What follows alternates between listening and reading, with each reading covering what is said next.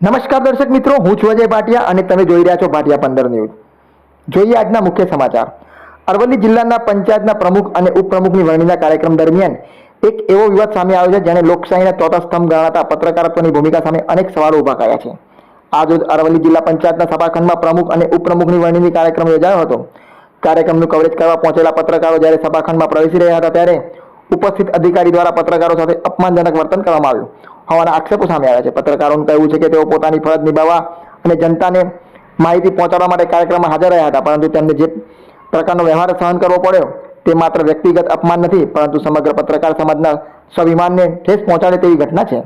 મહત્વની વાત એ છે કે તાજેતરમાં મોડાસા નગરપાલિકાના પ્રમુખ અને ઉપપ્રમુખની ચૂંટણી દરમિયાન પત્રકારોની કવરેજ કરવાની સંપૂર્ણ છૂટ આપવામાં આવી હતી અને અહેવાલો પણ પ્રસિદ્ધ થયા હતા। ત્યારે હવે પ્રશ્ન એ ઊભો થાય છે કે જો નગરપાલિકાના કાર્યક્રમમાં મીડિયાને પ્રવેશ મળી શકે તો જિલ્લા પંચાયતના કાર્યક્રમમાં કેમ નહીં? શું લોકશાહી પ્રક્રિયામાંથી મીડિયાને દૂર રાખવાનો પ્રયાસ થઈ રહ્યો છે? શું પારદર્શિતા દાવા માત્ર કાગળ પર જ સીમિત છે? અને શું જનતાના પ્રતિનિધિઓની પસંદગીની પ્રક્રિયા મીડિયાને દૂર રાખવાથી લોકો સુધી સાચી માહિતી પહોંચશે? આ ઘટનાથી નારાજ બનેલા અનેક પત્રકારોએ જિલ્લા માહિતી વિભાગના સોશિયલ મીડિયા વોટ્સએપ ગ્રુપમાંથી બહાર નીકળી પોતાનો વિરોધ નોંધાવ્યો છે। આ પગલું માત્ર અસંતોષ નહીં, પરંતુ તંત્ર સામેનો એક સ્પષ્ટ સંદેશ માનવામાં આવી રહ્યો છે। પત્રકારોનું કહેવું છે કે તેઓ કોઈ વિશે સવાલ નહીં, પરંતુ પોતાની વ્યવસાયિક ફરજ બજાવવાનો અધિકાર માગે છે। લોકશાહીમાં મીડિયાની હાજરી અને પ્રશ્નો પૂછવાની સ્વતંત્રતા જ પારદર્શિતા અને જવાબદારીની ખાતરી આપે છે। હવે જોવાનું એ રહેશે કે આ સમગ્ર મામલે જિલ્લા તંત્ર કોઈ સ્પષ્ટતા કરે છે કે નહીં અને પત્રકારો દ્વારા ઉઠાવવામાં આવેલા પ્રશ્નોના જવાબ આપે છે કે નહીં। કેમ કે યાદ રાખવું જોઈએ, પત્રકારો દરવાજા બહાર રાખવાથી સવાલો બંધ થતા નથી, પરંતુ સવાલો વધુ તીવ્ર બનતા જાય છે।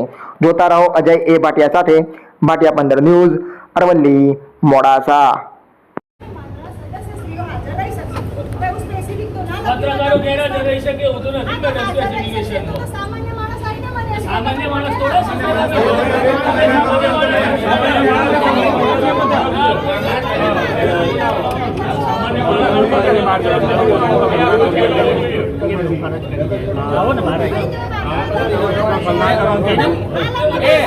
સમીરભાઈ